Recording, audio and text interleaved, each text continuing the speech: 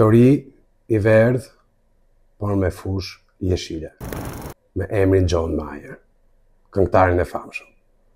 Si erdhi kjo histori, që kjo orë mori këtë emër të këtij këngëtari kaq të madh? John Mayer ishte i ftuar në një talk show ku ishte tema Talking Watches. Ai foli për këtë orë me fushë jeshile dhe e gjitha flori, që koleksionistët po e kalonin pa u vënë shumë re.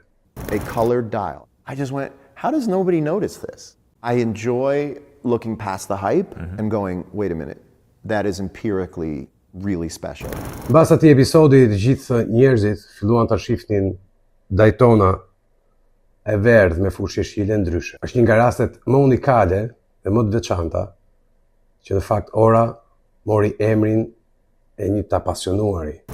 Kur dikush sot flet për Rolex Daytona John Mayer, nuk flet thjesht për një orë, po flet për një orë ku shija e një koleksionisti ndryshoi të gjithë fatin e kësaj ore.